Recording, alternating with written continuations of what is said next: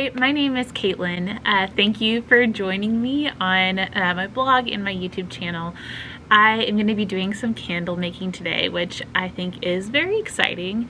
I've kind of discovered that I am a serial hobbyist.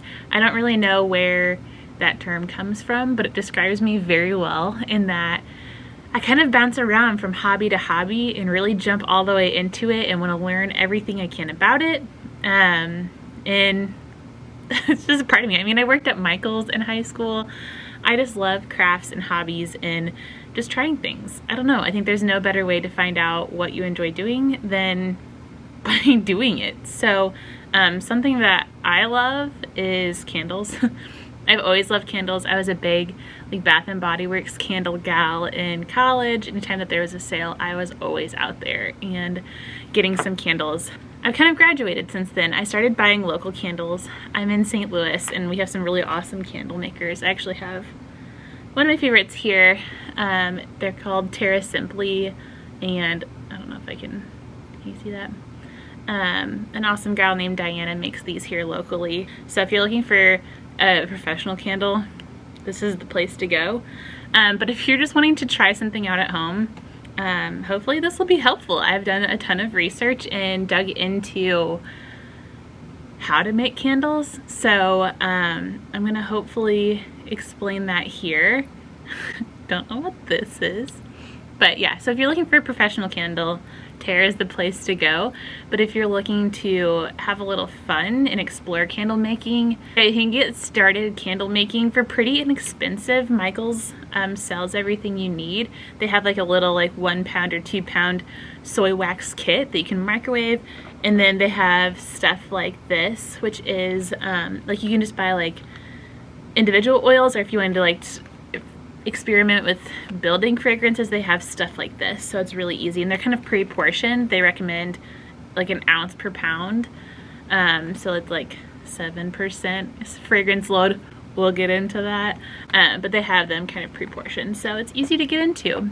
The reason why I wanted to do it is my boyfriend and I got really into antiquing and buying vintage beer cans.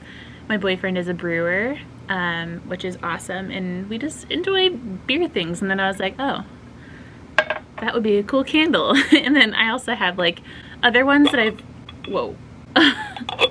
then I have other ones that I've purchased at Home Goods and I've burned all up, but this is so pretty, I can't stand to throw it away. And also just throwing away all the glass containers, it just makes so much waste. There's bound to be a way to recycle it. I don't know how, but I'm gonna do it this way. But then also I've painted, it kind of looks like terracotta or clay now. This was an old candle, I think from Yankee Candle, that I painted. And then what you're gonna see, which I think will be really cool, is that I've kind of dove into barware and upcycling that. So I found these at Goodwill, and I'm just painting them. So this one kind of has more of a terracotta color and the clear glass up top, and then this one I painted fully. It's kind of cool and geometric. So these will be candles. Also, I'm going to be putting candles up on my website for sale. I'm hoping that maybe I really financially dove into this, so if anybody wants to purchase a candle that I make, I've done a lot of research, so hopefully they're close to professional. That was a really long intro. Let's get started.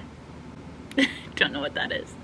So the things that you're gonna need are, of course, a vessel. So I have a Stag can, this one's from my boyfriend, and a painted recycled glass container. This one's gonna be for my mom. You're gonna need wax. I have a 10-pound bag of soy wax.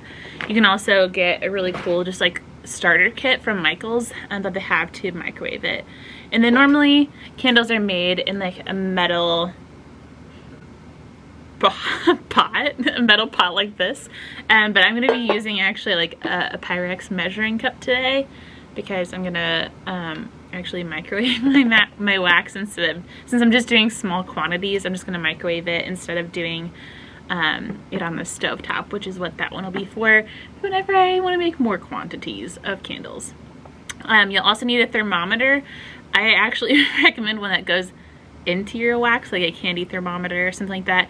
But I'm going to use this like thermal one that has a cool laser, just because it's what I have on hand, and that's it. No other reason. No other reason beside that. You're also going to need a wick, some wicks. These are really cheap. You can also find them at Michael's. I bought a pack on Amazon for pretty cheap. And then your scent. So you can buy a pack ready to go like this of actual candle making fragrance oil, or you can use essential oils if you like. I'm going to be using actual professional fragrances. These ones are from Candle Science. I just searched around for one that I liked. I think that's basically all we need to get started. So we're gonna get started. The way to do that is I'm gonna prep my cans first. All right, so stick the sticker onto the wick, peel the backing off, and then I'm going to try and get this into the center of the can as much as possible. It really doesn't have to be that precise. I'm gonna use a chopstick because I have it here to push this down into the can. Cool. Now you see a little wick sticking out of our can. I also purchased these. These are not necessary. It's just because I'm planning on making a lot of candles. This sits on top of your candle and you can put your wick into it and it holds it in the center and holds it taut for you. So that's cool. You can also, I've done it where I've just set chopsticks on top of my can or candle or whatever I'm using, or like canister, jar, whatever, and set it on top and like kind of just like squeeze it together. You just want to kind of pull it, the wick taut, and so that it dries and cures straight up. So we've got that done. I'm gonna set this aside now for like the mad scientist part of things. So you need a scale. Something that I've learned in all of this is that whenever you're doing candle making, you'll hear like you need 1 pound of wax, you need like 1.3 ounces of your fragrance, you need all this stuff. And so, you know, whenever you see on here, like I guess the pound kind of gives it away, but like 16 ounces of wax, whenever you're measuring out, it's not by like liquid volume, it is by weight. So I'm gonna measure out, I think I'm gonna try 2 pounds of wax because this is kind of a taller canister. It might take less than that, but that's why I have my overflow. So get that going in here. You want to tar it so we're not weighing the container. So just in case you didn't know that. Okay, just kidding. I'm just gonna do 1 pound. 1 pound even. So that's what we're gonna melt. I'm gonna set this off to the side because I'm gonna go upstairs to melt this. And then I'm going to use, to hold my measured fragrance oil, I'm actually using a shot glass. You don't have to use this if you have just like a small like ramekin or whatever. This is just like the most convenient size for this. So we're gonna set it on there. I'm gonna tar it so it goes to 0. And then I'm going to use, since I have 1 pound of wax, I wanna do a fragrance load of about like 7%-ish. Okay, 1.2, that's what I'm gonna do. And now I'm gonna go take my fragrance upstairs, or my fragrance and my my wax upstairs. I'm gonna go heat it to 185 degrees and then take it out of the heat, pour in your fragrance oil and mix it up super well, and I'll meet you back here. I am back. I have my wax here. I heated it up in the microwave and I actually overheated it. So once it gets fully melted, just heat it up like for like 15-20 seconds at a time. Don't be a dingus like me and leave it unattended for a while. So here with my handy dandy little guy, but the temperature of this is 175, so it was at 185, and then I turned on my computer, Then I turned on my camera. All right, so the next thing, I know I said to add this, but it came back down here while I was waiting for it to cool off a little bit. This is my fragrance oil that we measured out to 1.2 ounces by weight and bottoms up. So we're gonna pour it in here, stir it up super well. We stir. So again, I'm using a chopstick. I don't know why. It's just really easy to clean. This one's plastic. I'm just gonna stir it up. We can't pour it until it's at about 135 degrees. It's at 164 right now. The more you stir it, the distribution of the fragrance oil would be great. And then also, it kind of cools it off a little bit quicker. So I'll see you back here whenever it's about 135, maybe a little bit over that degrees. All right, we back. Drank some Diet Coke, sat here and stirred stuff. I prepped this jar because I want to use this one if there's any excess. It's 140 degrees. I wanted to turn it on. You can't see that. A lot of the times different instructions will say like to pour at different temperatures. I saw just in some reviews of the wax that I bought that it pours best at around 135 or maybe like a little hotter. That way you don't get like the pull away from the container and so that it sits level across. 136. All right, now's the time. I'm gonna sit up a little bit because I don't want to spill this, so I'm gonna be a little bit out of frame. But it seems dangerous. So I'm sitting on the floor and I don't want to pour it on my lap. Got our can. We have our little wick holder, and we're gonna fill it to about probably like a half an inch, maybe below the rim. So here, I'm gonna get this ready too so I don't spill it everywhere. I don't know if I said it out loud, but this is the pumpkin chai scent. And it is so happy and so fall. Okay, so that's poured to just below the rim there. I have a good bit of wax left, so I'm just gonna scoot this over to the side to a place where we can just let it sit and cure. And then this is my leftover canister. And I put 2 wicks in this one just because I think that's probably what'll be appropriate. There's probably a science that goes into that, but you know. Oh, wow. This is actually a really good amount for this. I mean, it would be a short fill by any other stretch of the imagination because it's about an inch below the surface or below the rim, but that'll actually be fine. I'll just burn that the way it is. These guys are essentially done.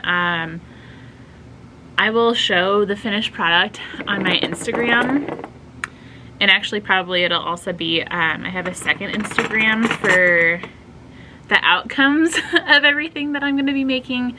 I have some cool stuff coming up, but I'm not gonna, I mean, these will be done tomorrow. You need to sit, and you don't personally need to sit. Your candles need to sit and cure for at least 24 hours to make sure they're really set, and then it's really best if you wait like 2-3 days before you burn them, just to make sure that they're really solidified. So that was really easy. I think my intro and my talking and goofing off took longer than all of this. And yeah, so if you have any cool like canisters you want to use, any that you just want to recycle that you just don't have the heart to throw away, this is a really great option for that. It's really fun. You can play around with mixing fragrances. I've tried a little bit of that.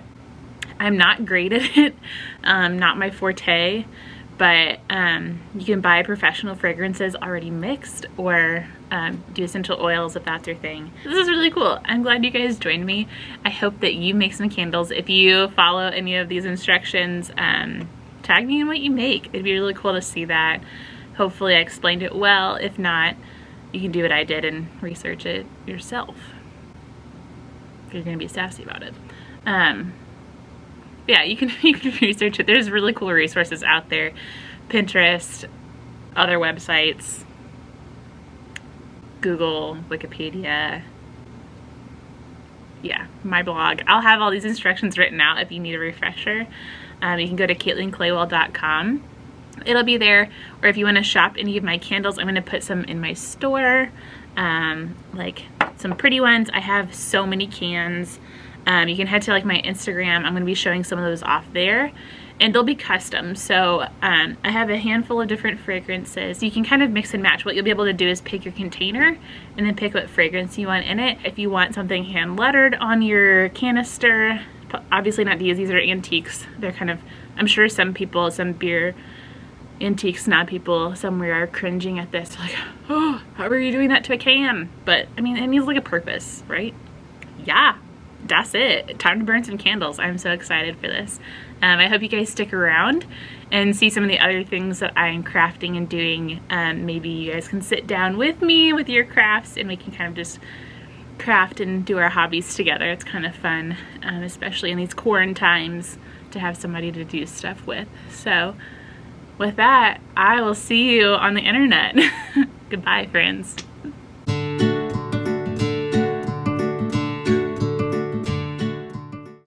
me get your temperature. You're still 75 degrees.